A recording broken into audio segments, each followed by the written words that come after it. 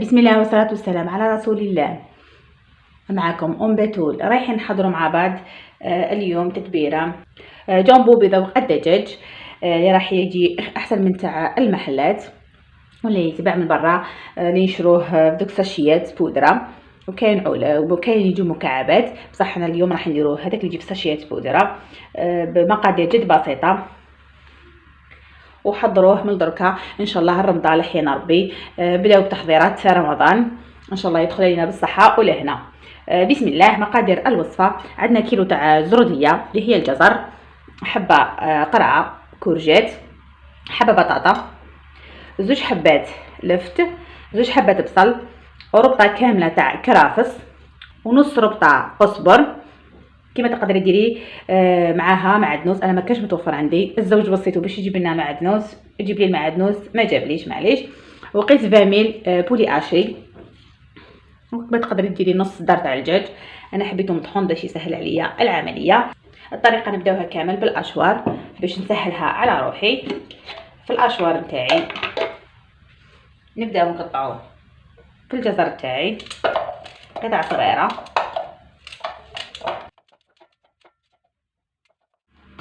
بعد ما درنا كامل الزرديه تاعنا نبداو نطحنوا فيها.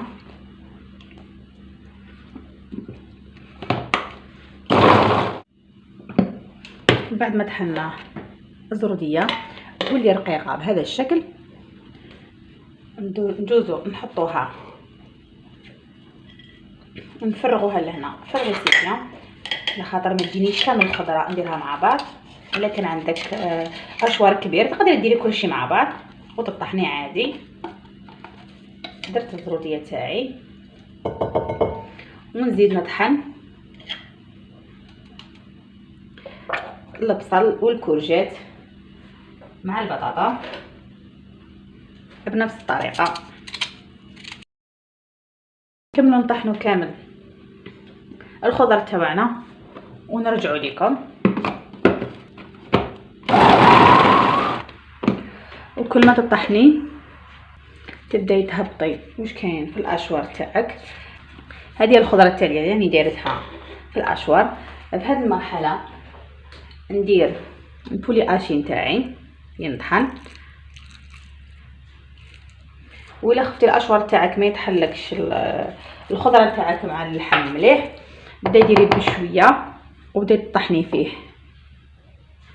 درك هذه الكميه ايضا دوك نزيد نعاود نطحنها باش نطحني مليح.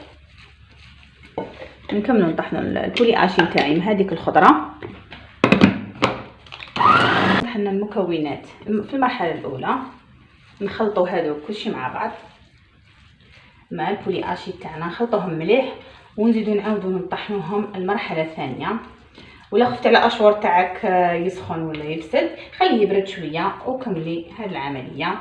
برك ديريها في الفريجيدير باش البولي اشي تاعك ما يفسدش، وكملي طحنيها مليح بنفس العمليه اللي درناها في المرحله الاولى.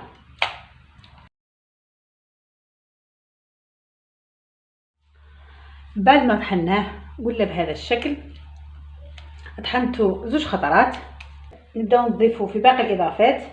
نزيدو مغرف مايزينا اللي هو نشا الذره. ولا كنتي في الخضره نتاعك ما درتيش البطاطا ديري زوج مغارف تاع نشا. تابل الثوم، ثوم مطحون ايضا ديري نص مغرف تاع العشا.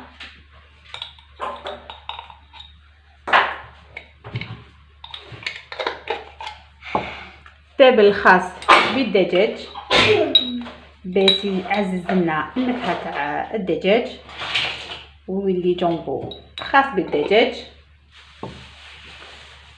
نديرو الملح، مغرف تاع العشاء،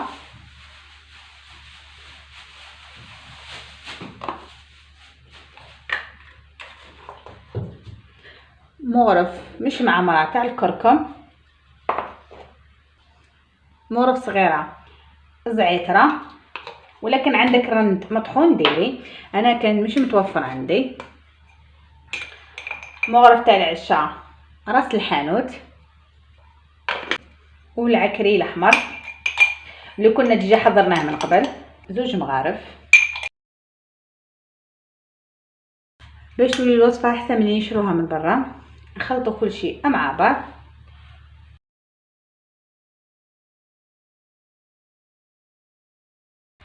ونسيت باش نزيد طوماطيش مصبره اللي راح نزيد 2 مغارف تاع العشاء. نزيدو فوقها الرشه تاع السكر مع مغرفه صغيره تاع السمن. هذه اختياري، تقدر تستغني على هذه المرحله، صحيح راح يزيد لها بنه على بنه. تقدر ديري السمن في المرحله اللي تكوني طحني فيها باش يذوب لك كامل. راكي شعلتي الفور، شعلي على 200 درجه من الفوق ومن التحت، يسخن مليح. من بعد نقصي له 150 وديري السنيوه تاعك. بعد ما خلطنا الخليط مليح، درت سنيوه فيها ورق الطهي، نفرشو الخليط.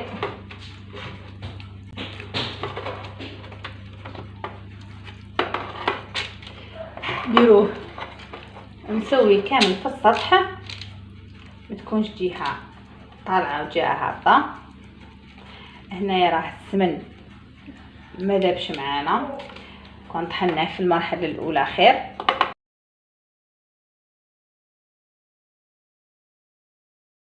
جاوني 2 سنيوات كيما راكي تشاهدي فيهم. بعد ما خرجتها من الفور مره على مره نبدا نقلب فيها من بدات تنشف في الاطراف، نقلبها كامل ونعاود نرجعها للفور تنشف كامل حتى تولي يابسه معانا. بعد ما يبس معانا هذا وين خرجته راكم تسمعوا فيه راه يتقرمش، نخلوه يبرد ونجوزو نطحنوه. بعد ما نشف ويبس معانا راه يتقرمش، نحكموا الاشواط نطحنوه. عفوا، بسم الله. تخدموا حاجه نظيفه وبدون مواد حافظه.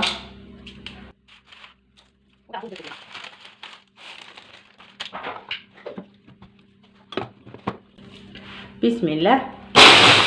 كي طحنتو في الاشوار ما نطحنليش مليح، راني نطحن فيه في الرحيوه تاع القهوه باش ينطحن بهذا الشكل. جاء ولا اروع. نكملوا كامل الكميه بنفس الطريقه، ومن بعد نصيروها واللي يبقى شويه خشين نزيدي عاودي طحنيه باش تستغلي كامل الكميه اللي تحصلي عليها. ونشوفوا في طبق التقديم. ولحقنا نهايه الفيديو. بعد ما صفيته ولا بهذا الشكل، الجامبو تاعنا راهو حاضر ما شاء الله عليه، بدون مواد حافظه، حاجه تخدميها صحيه في بيتك وراكي عارفه واش درتي، طيبي بها لوليداتك والعائله نتاعك. وهذه هي اللي بقات لي من التاليه كامل، تقدر ديريها في العسوب عادي مش راح نرميها. طريقه الاحتفاظ عادي في البلاكار ولا تحت البوطاجي، غلقيها ما يطرى لها والو، تشدلك مده عام من 8 شهور حتى العام. وهي باينه بلي حنستهلكوها مش حنخلوها مده عام.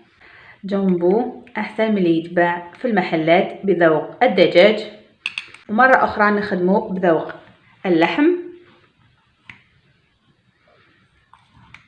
نتمنى الوصفه تاع اليوم راهي عجبتكم، وإلا عجبكم الفيديو ما تنساوش تدعموا اختكم ام بتول بجام واشتراك في القناه، وفي تدبيره اخرى ان شاء الله. والسلام عليكم ورحمه الله تعالى وبركاته.